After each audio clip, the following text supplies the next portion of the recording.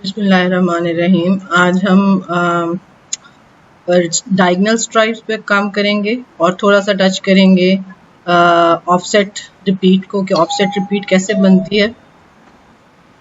और इसके अलावा ये कि कोई भी टेक्सचर्ड पैटर्न जैसे डेनिम वगैरह होता है वो कैसे बनता है और उसकी रिपीट कैसे सेट की जाती है। सबसे पहले मैं एक नई फाइल लूँगी। नई फाइल लेने के बाद फाइल पे जब हम जाएंगे तो इस दफ़ा हम कैनवस ज़रा छोटा लेते हैं और 4x4 का कैनवस हम लेंगे। 4x4 का कैनवस लेते हैं, 300 रेजोल्यूशन, और अभी फ़िलहाल मैं RGB में ही काम करूँगी। वर्किंग RGB कर लेते हैं और एक क्रिएट कर लेते हैं कॉलम। सबसे पहले मैं मार्की टूल पे ही जाती हूँ और मार्की टूल से एक रेक्टेंगुलर बार बना के इसके अंदर ऑल्ट बैक स्पेस करके कंट्रोल Z कर रही हूँ, इसलिए क्योंकि मैंने लेयर ऐड नहीं की। लेयर ऐड करूँगी और ऑल्ट बैक स्पेस करके एक रेक्टेंगुलर लाइन ले ली और इसके बाद कंट्रोल D करके इसकी सिलेक्शन ख़त्म कर ली। कंट्रोल T करके इसके ट्रांसफॉर्मेशन की शिफ्ट को प्रेस किया और रोटेशन की 45 डिग्री पे। 45 डिग्री पे रोटेशन करने के बाद मैं यहाँ पर इसको शिफ्ट के साथ ही इसको इतना लंबा कर लूँगी कि ये इससे बाहर चला जाए। ओके कर देते हैं। इसके बाद मैं अपना क्रॉप टूल लूँगी। क्रॉप टूल अभी आप देख रहे हैं इस वक्त कैनवस से बाहर तक स्केल गया हुआ है। जब भी स्केल कैनवस से बाहर चला जाएगा हम ऑफसेट रिपीट नहीं कर सकेंगे। तो स्केलिंग को हमने प्रॉपर कैनवस के मुताबिक करना है, तो हम क्रॉप टूल लेंगे। क्रॉप टूल में ये वो कैनवस को पकड़ लेगा।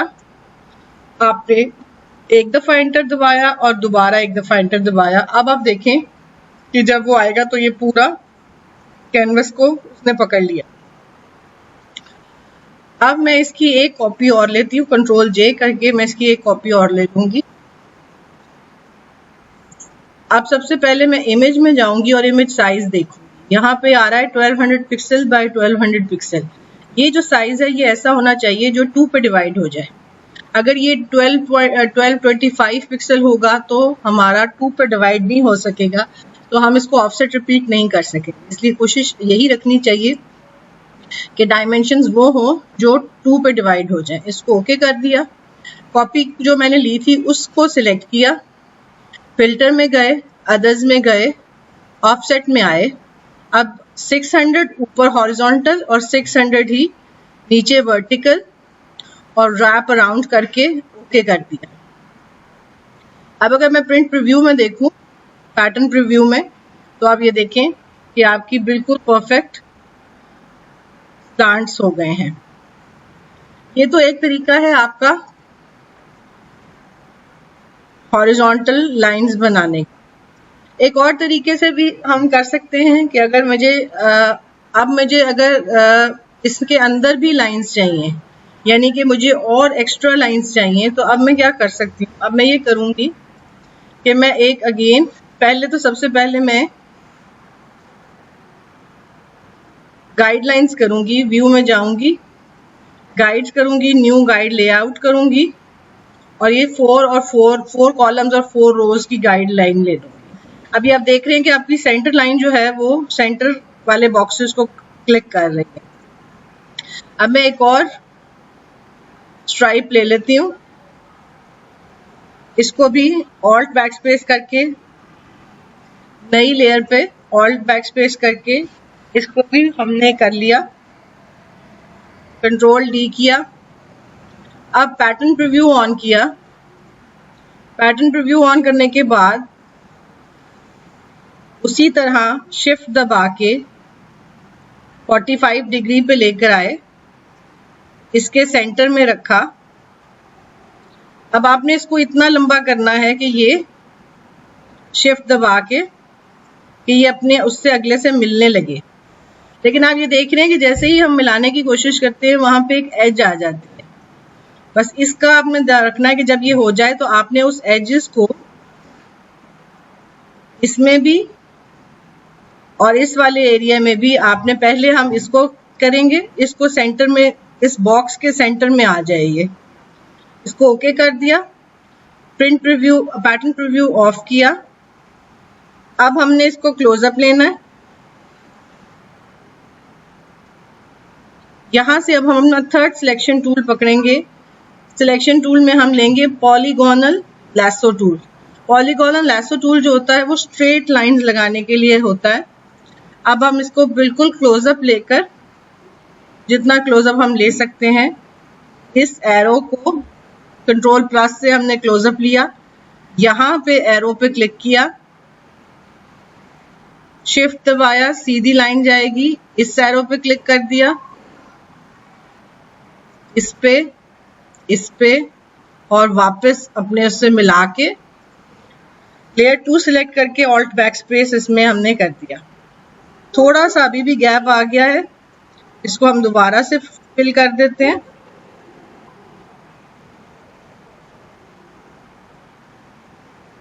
हमने ये ध्यान रखना है कि हमारा गैप कोई ना आए। ये देखिए अब ये हो गया फिल। दोबारा से पैटर्न प्रीव्यू में जाएंगे।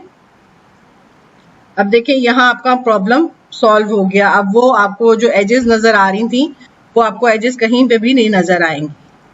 अच्छा, अगर मुझे इसमें थोड़े से डिजाइन को चेंज करना है, थोड़ा सा वैरायटी देनी है, तो इसको मैं क्लिक करके सारी लेयर्स को कंट्रोल ई करके मर्ज कर दूंगी, फिर कंट्रोल जे करके एक नई लेयर लूंगी और उसके बाद मैं कंट्रोल टी करके इसको क्या करूंगी, राइट क्लिक करके फ्लिप हॉरिजॉन्टली कर दूंगी, तो ये ऐसे आ जाएगा।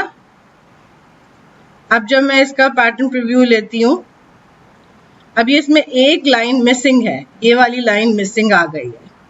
इसका भी हमारे पास हल है। हम सिंपली इस लाइन को पैटर्न प्रीव्यू खत्म करते हैं, यहां पर हम उसी तरह उस लाइन को, बल्कि हम इसको दोबारा से करते हैं, ये होना नहीं चाहिए था यहाँ पर।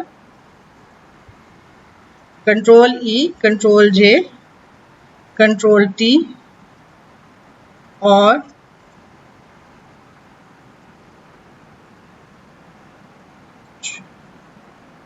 इसको हम मूव कराएंगे, अभी नहीं, इसको पैटर्न प्रीव्यू में करके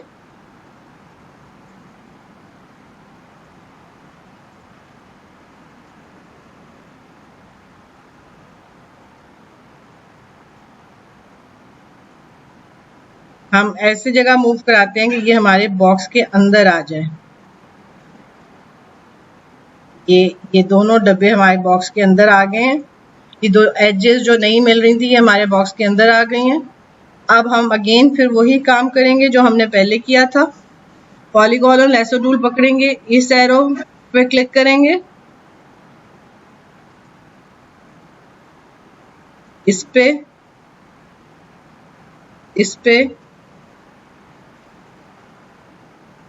इस पे और इस पे ऑल्ट बैकस्पेस करके फिल कर लेंगे। अब आप देखेंगे जब मैं दोबारा इसको पैटर्न प्रीव्यू में लेके जाती हूँ तो आप देखेंगे आपकी बिल्कुल परफेक्ट डायगोनल लाइंस बन गई। तो मसले का हल निकल आता है अगर थोड़ा सा उसके ऊपर गौर किया जाए। ये तो हो गया आपका ये। अब हम एक नई फाइल लेते हैं, इसमें हम अगेन 4x4 की लेंगे फाइल 300 लेकर। अब मैं इसमें चाह रही हूँ कि मेरा डेनिम का इफेक्ट बने। मैं एक नई लेयर लेती हूँ, ब्लू कलर लेती हूँ जो डेनिम का होता है, और इसको पेंट बकेट टूल से एक क्लिक करूंगी तो वो ब्लू कलर कैनवस में फिल हो गया। अब मैंने दूसरा, अब ये था मेरा फोरग्राउंड कलर, बैकग्राउंड कलर में मैंने एक लाइटिश येलोइश शेड लिया और अब इसको चेंज कर दिया। उसको एरो पे क्लिक करूंगी तो जो फोरग्राउंड कलर था वो बैकग्राउंड में चला गया, बैकग्राउंड कलर फोरग्राउंड में आ गया, यानी येलो कलर ऊपर आ गया है। फिल्टर्स में जाऊंगी, फिल्टर गैलरी खोलूंगी, फिल्टर गैलरी में स्केच में आकर हाफ टोन पैटर्न पकड़ूंगी हाफ टोन पैटर्न पकड़ने के बाद मैं साइज 1 रखूंगी, कंट्रास्ट 3 रखूंगी और ओके क्लिक कर दूंगी। ये एक डॉटेड लाइन, डॉटेड आपके पास आ गया है। मैं इसको थोड़ा सा क्लोजअप करके आपको दिखा देती हूँ।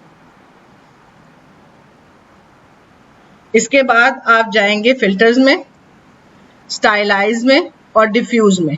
डिफ्यूज में आप ये देखेंगे आपको एक डार्कन ओनली मिल रहा है, एक लाइटन ओनली मिल रहा है, एक नॉर्मल में मिल रहा है, एक एनिस्ट्रोपिक में मिल रहा है। ये एनिस्ट्रोपिक इस आपको इतना अच्छा डेनिम का इफेक्ट नहीं दे रहा, लेकिन मुझे डार्कन वाला ज्यादा अच्छा लग रहा है या लाइटन वाला अच्छा लग रहा है। डार्कन ले लेते हैं, ओके करते हैं। अब अगर मैं इसको पैटर्न प्रीव्यू में देखूं, इसकी रिपीट देखने के लिए, तो आप ये देख रहे हैं कि इसमें एक लाइन आपको नजर आ रही है, एक बकायदा एक लाइंस नजर आ रही है, बॉक्स बनी हुई। ये बॉक्स हमें नहीं चाहिए। हम पैटर्न प्रीव्यू बंद करते हैं। अब क्या करेंगे, अब हम अगेन इमेज साइज देखेंगे, 1200 ही है, ओके। फिल्टर में गए, अदर्स में गए, ऑफसेट में गए और 600 ऊपर और 600 नीचे, वर्टिकल भी 600, हॉरिजॉन्टल भी 600, रैप अराउंड कर देंगे, ओके कर देंगे।